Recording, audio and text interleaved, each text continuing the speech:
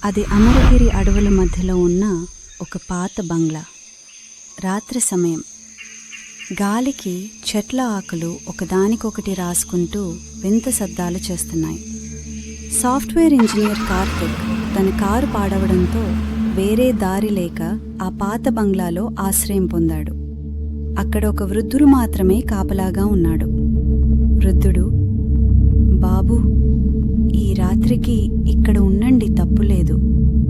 కానీ ఆ చివరన ఉన్న గదివైపు మాత్రం వెళ్ళకండి.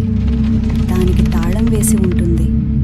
కానీ లోపల నుండి శబ్దాలు వినిపిస్తే అస్సలు పలకకండి. కార్తిక్: ఏంటి తాతయ్య, ఈ కాలంలో కూడా ఈ దెయ్యం కథలేంటి? సరేలేండి, నాకు చాలా నిద్ర వస్తోంది, నేను పడుకుంటాను. కార్తిక్ పక్క గదిలోకి వెళ్ళి పడుకున్నాడు. సరిగ్గా అర్ధరాత్రి 2 గంటలు ఒక్కసారిగా నిశ్శబ్దాన్ని చీల్చుకుంటూ ఒక శబ్దం వినిపించింది. ఎవరో గోడను గోళ్లతో గీకుతున్నట్టుగా ఉంది. కార్తిక్ మెలకువ వచ్చి నిశ్శబ్దంగా విన్నాడు. ఆ శబ్దం పక్కన ఉన్న ఆ నిషిద్ధ గది నుండే వస్తోంది. ఎవరున్నారక్కడ? బహుశా ఆ ముసలాయన నన్ను భయపెట్టాలని చూస్తున్నాడా? ఏంటో చూద్దాం. కార్తిక్ నెమ్మదిగా నడుచుకుంటూ ఆ గది దగ్గరికి వెళ్ళాడు. గది తలుపు సగం తెరిచి ఉంది. లోపల అంతా చీకటి. కేవలం ఒక చిన్న కిటికీ గుండా వెన్నెల పడుతోంది. అక్కడ ఒక చిన్న పాప వెనక్కి తిరిగి కూర్చుని ఉంది. కార్తిక్: పాప, ఎవరు నువ్వు? ఇంత రాత్రిపూట ఇక్కడేం చేస్తున్నావు? ఆ పాప సమాధానం చెప్పలేదు, కాని గీకడం ఆపింది. కార్తిక్ భయపడుతూనే ఆమె భుజం మీద చేయి వేశాడు. పాపా, ఇటు తిరుగు, మీ నాన్న ఎక్కడా? ఆ పాప నెమ్మదిగా వెనక్కి తిరిగింది.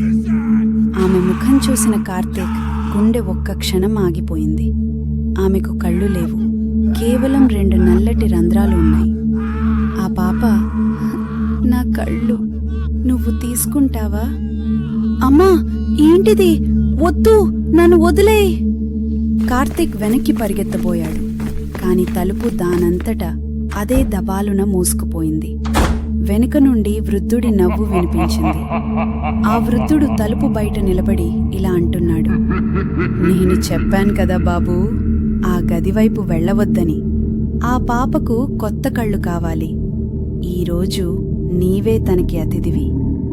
వద్దు తాతయ్య, తలుపు తీయండి, కాపాడండి ప్లీజ్. పాప: నీ కళ్ళు చాలా బాగున్నాయి, నాకు ఇచ్చేయ్. కార్తిక్ అరుపులు ఆ గదిలోనే కలిసిపోయాయి. మరుసటి రోజు ఉదయం ఆ బంగ్లాలో ఎవరూ లేరు. కాని ఆ గది గోడల మీద తాజా రక్తంతో రాసి ఉంది: తదుపరి ఎవరు